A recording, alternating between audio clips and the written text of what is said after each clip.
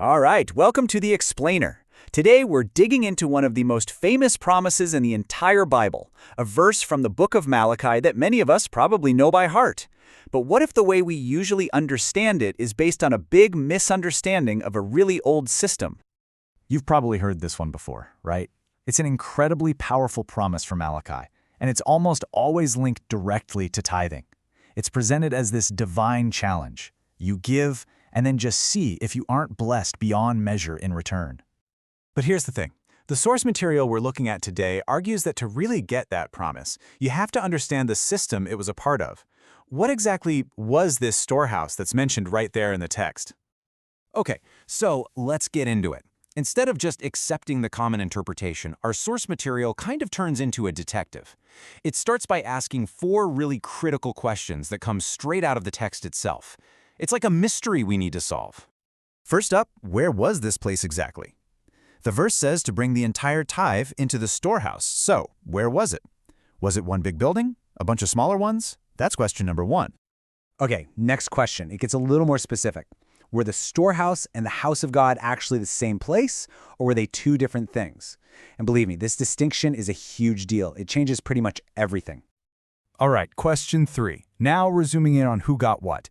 Out of everything that was collected, what was the specific cut that was meant for the priests? The sons of Aaron. What was their share supposed to be? And last but not least, the final question that ties it all together.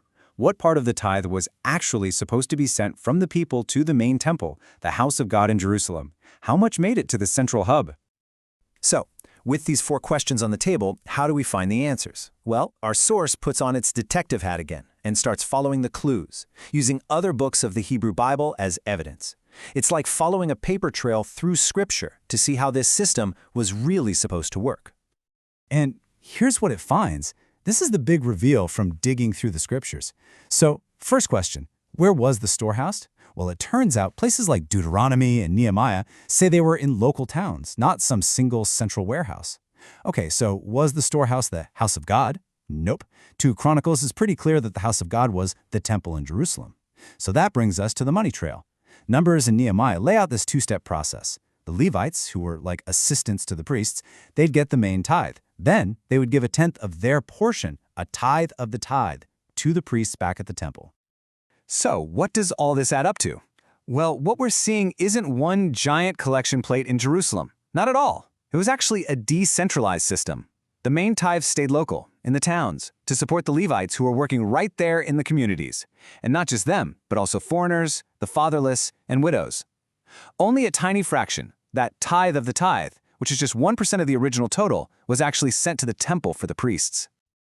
Okay, so what's the big takeaway from all this detective work?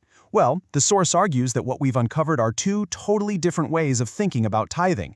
2 models with 2 completely different results. And this slide just lays it out perfectly, side by side. On the left, you've got a model the source calls bondage tithing, where the money just funnels up to the top. But on the right, you have what it calls cyclical tithing.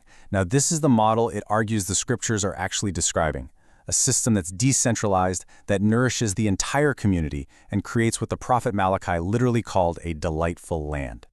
In the end, the author isn't just trying to win a historical argument. They're framing this as a real choice, a choice between 2 systems that lead to 2 very different places.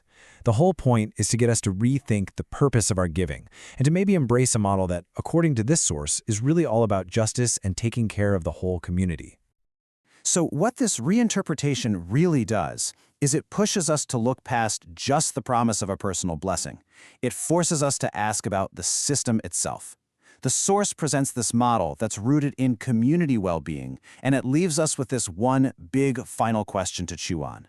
What is the ultimate purpose of our giving?